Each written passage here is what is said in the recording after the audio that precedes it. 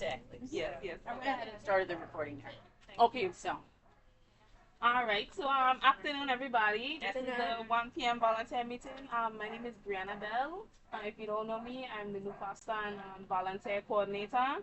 So this the first meeting I'm holding. So I'll just have Dr. Mahalik start off with the conversation of euthanasia at the shelter, and then have her head out because she have to head out. So I'll have her talk real quick on the topic, and then we can move forward with the meeting. Okay, so I just want to, thanks guys for coming. Sorry I wasn't able to make it to the earlier one. I just want to remind everyone that we're very full right now. We're far over capacity for the number of staff we have by all standards, all published standards, so not good. We have numerous kind of challenges to moving animals off island compared to how we have in the past. We've just had huge disasters in North Carolina, now wildfires in California. So disaster zones always take a lot of attention. Shelters that normally pool will be pulling from affected areas. We are really pushing right now to get cats out. If you guys know have people traveling, especially Northeast, it's a perfect time to get cats to the Northeast. Talk to Melissa, talk to Catherine. I'm working on some shelters in the Northeast that show some promise, some large number of cats, because we have kitten season coming that is going to hit us real hard if we have all these kitties in here. So I do want to say that when we're at full capacity, and really any time, euthanasia is always a potential outcome for any animal that enters the shelter for any reason. And it could be because it's space, because we literally have limitations to not go back to the horrific boarding facility that was happening last year.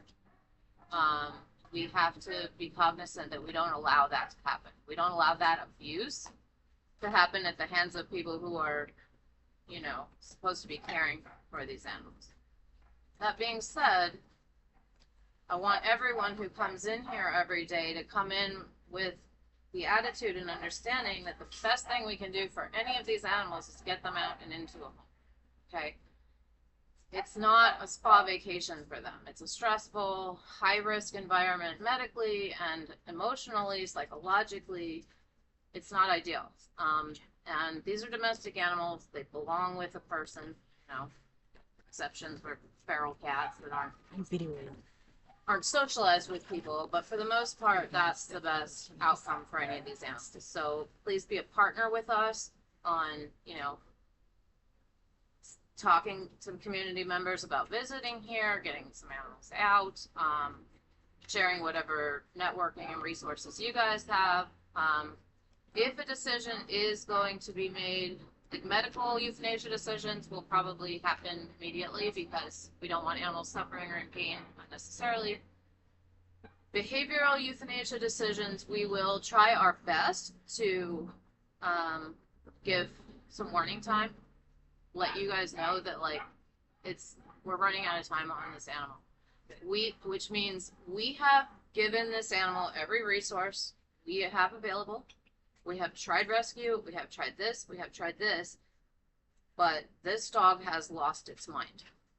This dog is suffering psychologically. And that is our last ditch effort to say to you guys, and you're like, oh my gosh, I love that dog.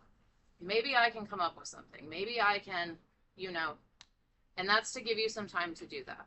And we hope that that's how it's taken. Is it a couple of weeks, a month? It'll probably be a week or so, 2 weeks. That's our goal. Okay. And it depends on the situation. If we get a bad storm this summer, right? If they get a call about a hoarding house where there's 30 dogs that you suddenly have to absorb. Yep. It There's might no way. fast track some things. But I do get those. What are your numbers at when you start saying for space? We're over full. We've been over full. Yeah. I'm just starting this conversation. I don't have a list of dogs or anything. Well, I have one. I have one that I think is really dangerous and unsafe that can't even take its crazy meds because it's hard to medicate the animal. Yep. And that that dog's been on my list for 2 months. So, and it has a history that really doesn't warrant it being available either, and I'll find out more information on that.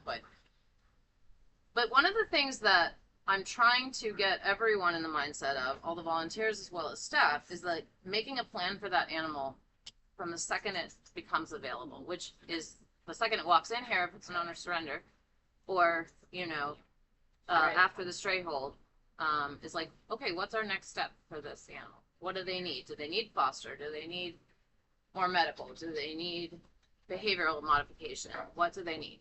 And trying to fast track that animal as quickly as we can and give it whatever resources we have available to give. You know, the warnings about euthanasia are, it's a courtesy because we understand that you guys care deeply about these animals. You become very attached to them and all the time that you spend with them, but also to give you the opportunity to intervene if that's possible. We do not want it to turn into like a social media attack, you know, you guys know how people behave on social media, like complete animals. And I really think it's not a conversation to have about euthanasia. Conversations happening. All it does is bring negative attention to the shelter.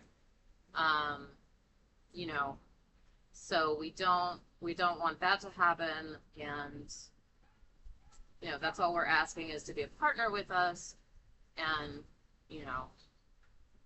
So I think that's about all I have to say on that. Again, I don't have like a list of dogs. It's just we're getting into. I do think there's some dogs in the kennel that are suffering psychologically, and I've been in shelters where they've had dogs on like 3 different like anti-anxiety and I don't really agree with that personally, and also I'm very cautious about that because when an animal's mind is that clouded with drugs, like, I feel like it makes them less predictable as well. Well, and if they go into a home like that and they're not continuing on those meds, then you get a whole different animal. Right. And not for anything. It's really not about the people. It's about the animal. And where does their quality of life? Yeah. Right? All of a sudden, if it is about the people, though, because we should be a trusted resource for our community in multiple ways, but one of those ways, but we also have to be able to make decisions. If I'm a family and I want to come in and adopt a dog, I trust that the Humane Society is going to give me a dog that they, for all intents and purposes, believe is safe for my family, and not that they knew that this dog bit a 10-year-old and has numerous, you know, situations of becoming overstimulated in the presence of yut, and is very likely to be, you know, potentially dangerous. And sort of, I mean, we have one that we neutered that his history is like kills this, and so like the question is, well, what home is he here? We just neutered him today.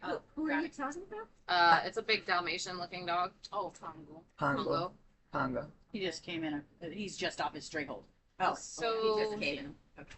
You know, that's one where it's like, well, I think that what circumstances, you know, will, and what owners can keep him away from small animals? Look, I think the important thing is to be able to have an open conversation where nobody feels blindsided or surprised, and where, you know, we can exhaust, as you said, someone just came in, we haven't exhausted resources.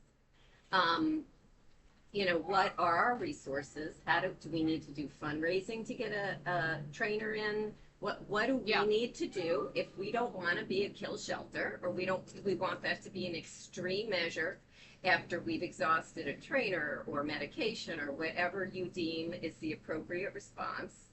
And then I think you're going to have a different response than if there's a sense that process didn't. Right. And everyone's I can't say that we're always going to be able to give you that time. If an animal's rapidly declining and we have an escalation of behavior that is unsafe, it might happen soon. Right, but that's a for the most exception. part, That shouldn't be the Yeah. norm. And on the shelter side, on the shelter staff side, they're scared that, any discussion of euthanasia, and for good reason, because it's happened before, even the mention of euthanasia, that wasn't even, that was overheard, not even like, was taken to Facebook pages and social media pages and blown up into some ridiculous thing that Never even existed right. initially. But So those conversations can't help happen in amongst the volunteers, and it can't be portrayed as just a joke.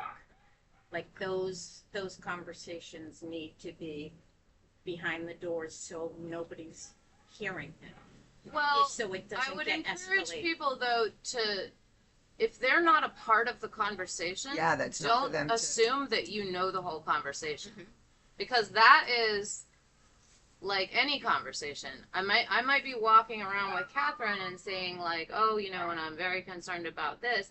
If I didn't call you and say, can you come over and join this conversation? Yep. You don't know what the whole conversation Right. was.